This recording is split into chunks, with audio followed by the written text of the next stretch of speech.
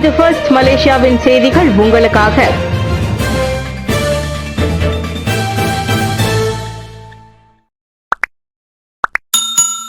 வெளிநாட்டு முதலீட்டாளர்கள் மலேசிய பொருளாதாரத்தில் நம்பிக்கை.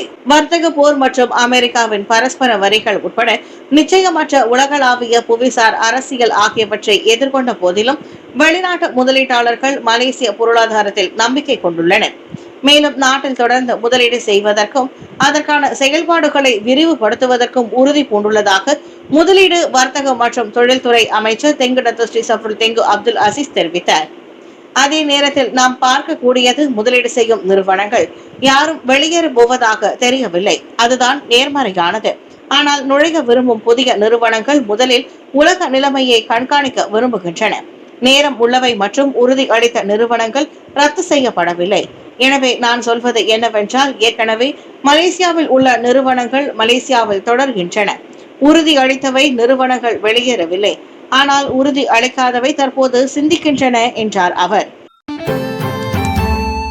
ட்வெட் ஆணைய நிறுவுதல் குறித்து அரசாங்கம் பரிசீலிப்பு. நாட்டின் தொழிற்கல்வி மற்றும் தொழிற்பயிற்சி ட்வெட் அமைப்பை ஒருங்கிணைத்து வலுப்படுத்த ட்வெட் ஆணையத்தை நிறுவுவது குறித்து அரசாங்கம் பரிசீலித்து வருகிறது.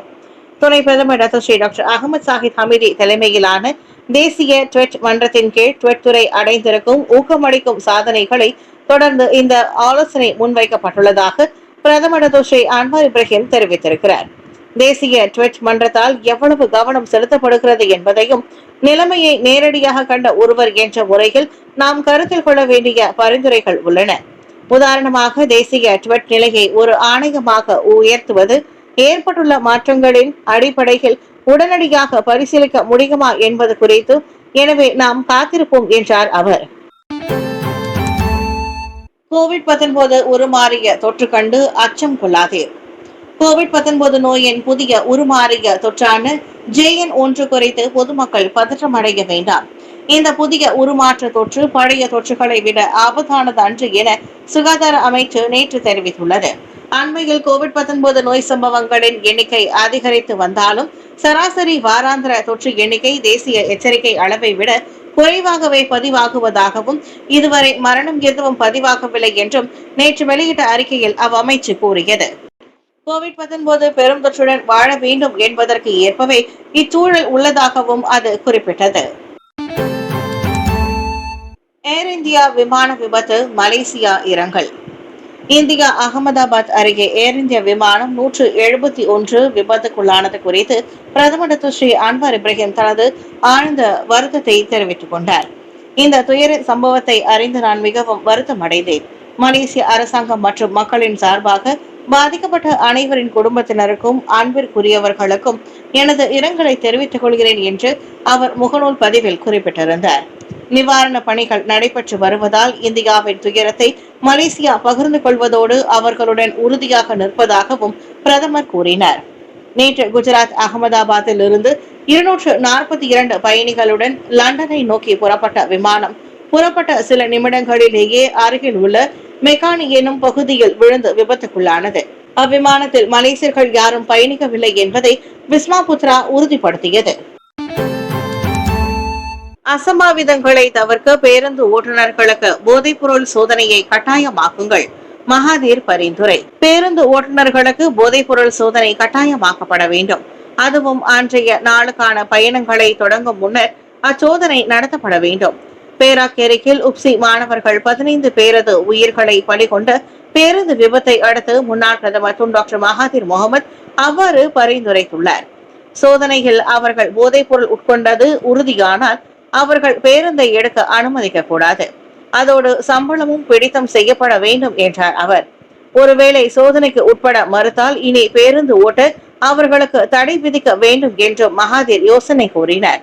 ஏராளமான பேருந்து ஓட்டுநர்கள் போதைப்பொருள் பயன்படுத்தக்கூடும் என்ற நீண்ட காலமாகவே கவலைகள் இருப்பதை அவர் சுட்டிக்காட்டினார். இது பயணிகளுக்கும் பிற சாலை பயணர்களுக்கும் கடுமையான ஆபத்தை ஏற்படுத்தக்கூடும் என்று நேற்று வெளியிட்ட அறிக்கை ஒன்றில் மகாதீர் கூறினார். ஆகஸ்ட் 15 எழுமின் 15வது உலகளாவிய உச்சநிலை மாநாடு. ஆகஸ்ட் 15 தொடங்கி 17ஆம் தேதி வரை பினாங் பட்டர்வர்த் மாநாட்டு மையத்தில் நடைபெறவிருக்கும் தொழில் முனைவோர் மற்றும் நிபுணர்களுக்கான தி ரைஸ் எனப்படும் எழுமின் 15வது உலகளாவிய உச்சநிலை மாநாட்டில் சுமார் 30 நாடுகளிலிருந்து 600 பேராளர்கள் கலந்து கொள்ளவிருக்கின்றனர். மலேசியா மற்றும் உலகெங்கிலும் உள்ள தமிழ் சமூகத்தின் தொழில் முனைவோர் மற்றும் நிபுணர்களின் தொடர்பை வலுப்படுத்தும் நோக்கத்தில் மாநில அரசாங்கத்துடன் இணைந்து உட்புற பகுதிகளுக்கான மனிதவள மேம்பாடு DHRRA மலேசியா இம்மாநாட்டை ஏற்பாடு செய்வதாக வீடமைப்பு மற்றும் சுற்றுச்சூழல் துறையின் ஆட்சிக்குழு உறுப்பினர் டாக்டர் ஸ்ரீ எஸ் சுந்தரராஜு தெரிவித்தார்.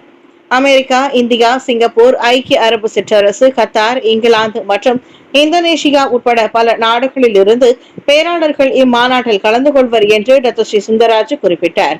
எனவே இந்த வாய்ப்பை நன்கு பயன்படுத்திக் கொள்ளுமாறு பினாங் ஜார்ஜ் டவுனில் நடைபெற்ற செய்தியாளர்கள் சந்திப்பில் மலேசிய இந்தியர்களுக்கு அவர் அழைப்பு விடுத்தார். BCA குறித்த அறிக்கையை பொதுப்பணி அமைச்சு தயார் செய்து வருகிறது. கிரிக் ஜெலி கிழக்கு மேற்கு நெடுஞ்சாலை JRTBயின் சாலை பராமரிப்பு மற்றும் புதுப்பிக்கும் பணிகள் எளிதாக்குவதை நோக்கமாக கொண்ட சாலை நிலை மதிப்பீடு PCA குறித்த அறிக்கையை பொதுப்பணி அமைச்சு தயாரித்து வருகிறது. Multi laser profiler MLP, falling weight deflectometer FWD, dynamic cone penetrometer DCP மற்றும் ட்ரையல் பிட் போன்ற தொழில்நுட்பங்கள் சாலை நிலை மதிப்பீடு PCAவில் உட்படுத்தப்பட்டிருப்பதாக பொதுப்பணி அமைச்சர் அலெக்சாண்டர் நந்தாலிங்கி தெரிவித்தார். தற்போதைக்கு நாங்கள் BCAவை செய்து முடித்துவிட்டோம். அதாவது சீரற்ற வேலைகளை செய்வதில்லை, தேவைகளுக்கு ஏற்ப அதை செய்ய வேண்டும். எனவே அறிக்கையின் அடிப்படையில் நாம் என்ன வேலை செய்ய வேண்டும் என்பதை அறிய முடியும். செலவுகள் மறுக்க முடியாது. இது எங்களின் ஒரு தீவிர கருத்தாகும். நாங்கள் அனைத்துலக அளவில் ஏற்றுக்கொள்ளப்பட்ட தடைகளை பயன்படுத்துகிறோம். அவை மிகவும் நுட்பமானவை என்றும் மற்றும் பாதுகாப்பானவை என்றும் அவர் கூறினார். கிரிக் பேருந்து விபத்து JPJ விசாரணை அறிக்கையை திறக்கும். சுல்தான் இட்ரிஸ் கல்வியியல் பல்கலைக்கழகம் உப்சியில் பயின்ற 15 மாணவர்களின் உயிரை பறித்த விபத்தில் தொடர்புடைய பேருந்து நிறுவன நடத்துனரை நீதிமன்றத்தில் நிறுத்துவதற்கு சாலை போக்குவரத்து துறை JPJ விசாரணை அறிக்கையை திறக்கும். சம்பந்தப்பட்ட அந்நிறுவனம் நிர்ணயிக்கப்பட்ட விதிகள் மற்றும் சட்டங்களின்படி செயல்பட தவறியதற்காக நடவடிக்கை எடுக்கப்படலாம் என்று போக்குவரத்து அமைச்சர் ஆந்தோனி லோக் தெரிவித்தார். அவர்கள் ஓட்டுநர்கள் இல்லாவிட்டாலும் நடத்துனர்களை உள்ளடக்கிய வழக்குகள் இதற்கு முன்பு நீதிமன்றத்தில் உள்ளன. ஆனால் நிறுவனத்தில் உரிமையாளர்களாக அவர்களுக்கும் பொறுப்புகள் உள்ளன. இந்த வழக்கில் JPJ ஒரு விசாரணை அறிக்கையை திறக்க வேண்டும். அதன் பிறகு அது தேசிய சட்டத்துறை தலைவரிடம் பரிந்துரைக்கப்பட வேண்டும் என்று நான் நினைக்கிறேன் என்று அவர் கூறினார். நேற்று விபத்து நிகழ்ந்த இடத்தையும் சம்பந்தப்பட்ட வாகனங்களின் நிலையையும் நேரில் கண்டபோது ஆந்தோனி லோக் செய்தியாளர்களிடம் அவ்வாறு கூறினார். குடியேற்ற கொள்கைகளுக்கு எதிராக தொடங்கிய ஆர்ப்பாட்டங்களை தற்போது அமெரிக்கா முழுவதும் தீவிரமடைந்தன. வெளிநாட்டவரை கைது செய்து நாடு கடத்தும் அமெரிக்காவின் குடியேற்ற கொள்கைகளுக்கு எதிராக லாஸ் ஏஞ்சல்ஸில் தொடங்கிய ஆர்ப்பாட்டங்கள் தற்போது அந்நாடு முழுவதும் பரவி தீவிரமடைந்துள்ளன. அங்கு ராணுவ ஆதரவுடன் அடக்குமுறை தொடங்கியதோடு இன்னும் கடுமையான நடவடிக்கை மேற்கொள்ளப்படும் என்று அதிபர் டொனால்ட் ட்ரம்ப் எச்சரித்தும் போராட்ட அலைகள் ஓயவில்லை. கடந்த வெள்ளிக்கிழமை போராட்டங்கள் தொடங்கிய லாஸ் ஏஞ்சல்ஸ் நகரில் ஊரடங்கு உத்தரவு பிறப்பித்த போதும் போலீசார் 25 பேரை கைது செய்திருக்கின்றனர். அரசாங்க கட்டிடங்களை சுற்றியுள்ள பகுதியில் ஆயுதம் ஏந்திய பாதுகாப்பு அதிகாரிகள் முழுமையாக பாதுகாப்பு பணியில் ஈடுபட்டுள்ளனர்.